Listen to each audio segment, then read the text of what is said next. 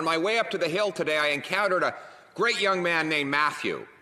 He works as a landscaper. He's doing some of the landscaping around our beautiful parliamentary precinct. Matthew is a worker. He's a member of LIUNA. He has the kind of job that built our country. You know, waves after waves of immigrants came here and worked in construction to build our roads, our facilities, and to make, in the case of Matthew, who is from Winchester, to beautify our communities and had jobs that could provide them with a good life.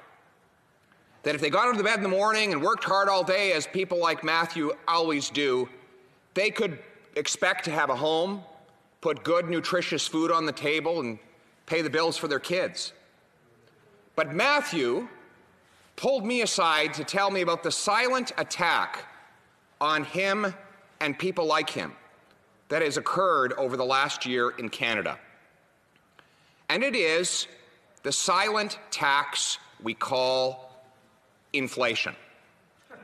Ever since, and it speaks to how out of touch the members of this House of Commons are, that they burst into laughter when I mention the struggles that people like Matthew are having with inflation. Maybe they won't be laughing after they hear the whole story. In Winchester, where he lives, he's seen house prices skyrocket as cash has flowed into the system, and those with money have been able to bid up housing prices. Young people with less accumulated net equity cannot, therefore, make a purchase. One family in a Riverside South community not far from here has been outbid 9 times, most recently, for a house that went $400,000 over asking price. It was a house that was on the listed for $800,000, and it went for $1.2 million. This family is losing hope of ever owning a home. Now, this massive increase in housing prices has coincided with the government's decision to pay its bills with printed money.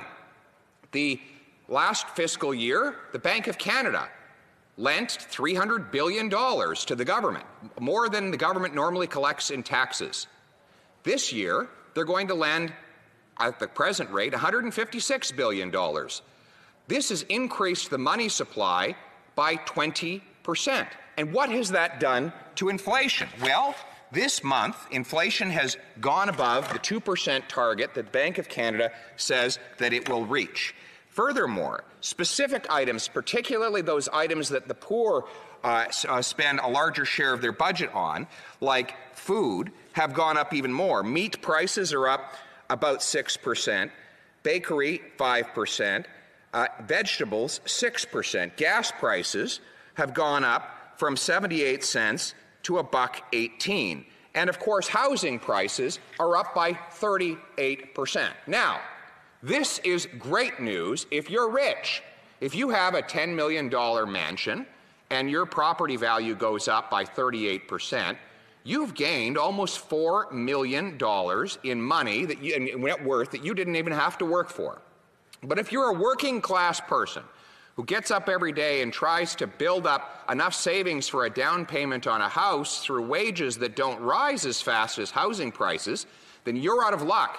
And not only is it more difficult for you to afford that original down payment, but it's now more expensive to rent because landlords pass on the higher housing and real estate prices to their tenants. And that is the surprise and sneaky attack that this government is carrying out on working class people across this country. Now, what is the justification for all of this money printing? Well, originally, the central bankers came to the Finance Committee and said, don't worry, we're doing this extraordinary thing of buying up government debt and pumping cash into the system solely to ensure what they called the efficient functioning of the market. You know, whenever they use indiscernible words, they're hiding something. We know that the market is functioning. Both capital and credit markets are flowing. the stock market actually rose, and the TSX rose in market value above the size of our entire economy, about a fifth higher, in fact, something that has never happened in modern financial history in Canada. And as for credit markets, well, mortgage lending is up in volume by 20% year over year, a massive growth, especially in a year when the economy actually went down. So clearly, the market is functioning just fine. Then they said, oh, we just need to protect the money supply. We don't want everyone to be afraid of COVID and stuff their money under their beds to make sure, because they're afraid of losing everything, and in the process collapse the money supply. Well, that's not a problem either, because the money supply is actually increased, and by the M2 measure, by 20%, just like mortgage volumes.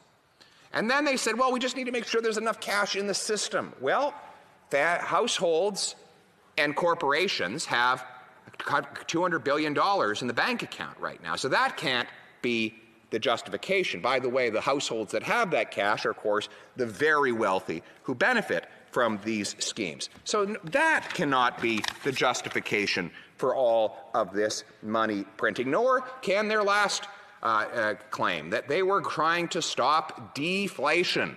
They all said, the last three governors of this Bank of Canada have said that this is a disinflationary event. Prices would drop. Well, we now know that wasn't true either. I said it a year ago, and I say it again. Their money printing is raising the prices, and inflation is now above the 2% market target, with the governor of the Bank of Canada admitting that it could go higher still in the next reported monthly data. So it's not fighting deflation that they're doing. So what has motivated this? Well, let's just look at the numbers for themselves. Last year, the government's deficit was $352 billion. How much debt did the Bank of Canada buy? $302 billion. 85% of the new debt this government issued was bought up by the central bank, effectively turning on its printing presses. This year, well, on a Monday, the finance minister announced that she would have a $154 billion deficit. On the Wednesday of the same week, 2 days later, the bank governor said he was going to buy $156 billion. So these guys over here are borrowing $154 billion, and the Bank of Canada, of course, is lending $156 billion. Total coincidence that the two line up almost exactly the same, and that they were both announced within 48 hours of one another. Of course, the Bank of Canada is simply acting as the funding arm of the government. And because the government cannot control its spending, it is asking the bank to print the money instead, driving up the costs of living for people, working class people like Matt, who deserve a house and food and clothing for his family, but may not be able to afford it because of the inflation that the government is driving. Madam Speaker, this is the inflation tax that the government is imposing that is ultimately just like raising the GST. It applies to everything that people buy, makes life more expensive. It's time to get it under control.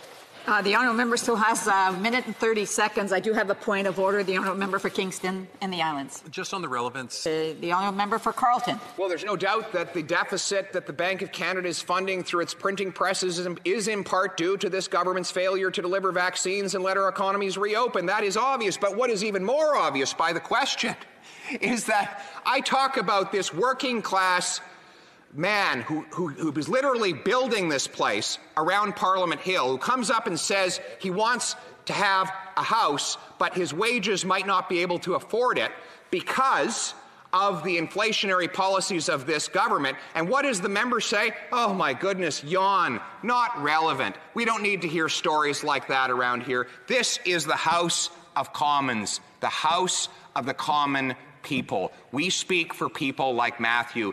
It is not only relevant, but it is of supreme relevance what people like that say to us. And I would encourage him and other government members to walk out in the streets of this country and find out how people are struggling with the higher prices that the money printing policies of this government are causing. If they did so, they might understand the relevance, and they might take a different course, a course that rewards hard work, it protects the soundness of our money and ensures that people get ahead through their merits, not through their inheritance and their aristocracy. Thank you.